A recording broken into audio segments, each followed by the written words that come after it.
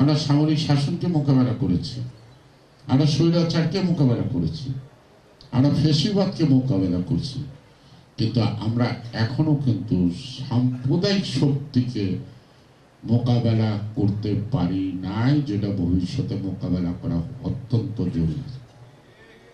ফ্যাসিবাদের অত্যাচার নির্যাতনের কাহিনী আমরা বুঝি, কিন্তু সাম্প্রদায়িক উগ্র সাম্প্রদায়িক শক্তি যদি মাথা চাড়া দেয়, তাহলে আগামী দিন বাংলাদেশে বুঝতে পারবেন ফ্যাসিবাদের চেয়ে ভয়ঙ্কর এবং ভয়াবহ হল এই সাম্প্রদায়িক শক্তি। এরা মানুষের মধ্যে বিভাজন সৃষ্টি করে। কিন্তু আমার জানা মতে যতটুকু লেখাপড়া আছে, সকল ধর্মের ধর্ম পুস্তকে মানবতাবোধ, মানুষে মানুষে ভালোবাসা, মানুষের কল্যাণের কথা বলে, বিভেদ সৃষ্টির কথা বলে না।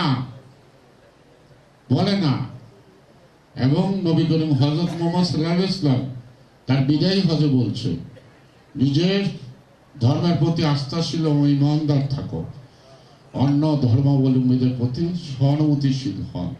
স্বয়ং নবী স্বীকার করেছে পৃথিবীতে আরো ধর্ম আছে, কিন্তু এরা কি করে? সেই কথা মানে না। কারণ আরেকটি কথা, যে নবীর মৃত্যুর আগে তার সাহাবারা জিজ্ঞেস করছিল, হুজুর আপনার পরে ইসলাম রক্ষা করবেন কে? আলেম সমাজ। তাহলে ইসলাম ধ্বংস করবেন কে? আলেম সমাজ। আমরা এইরকম আলেম সমাজ বাংলাদেশ এখন দেখতেছি, যারা ইসলাম ধ্বংসের পথে নামছে, মানুষে বিভেদ সৃষ্টি করতে নামছে। সুতরাং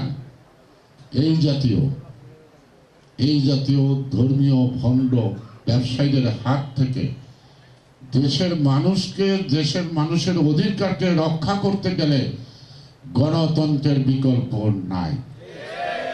শহীদ জিয়া রহমান বলেছিলেন যে শুধুমাত্র ধর্ম ভিত্তিক একটি রাষ্ট্র চলতে পারে না, যদি পারত তাহলে পাকিস্তান ভাঙত না। অর্থাৎ আমরা কিন্তু ইসলামে যুদ্ধ করিনি ৭১-এ। বৈষম্য, বঞ্চনা, অধিকার বঞ্চিত মানুষ সেদিন খেপে উঠছিল, গণতান্ত্রিক শক্তি খেপে উঠছিল।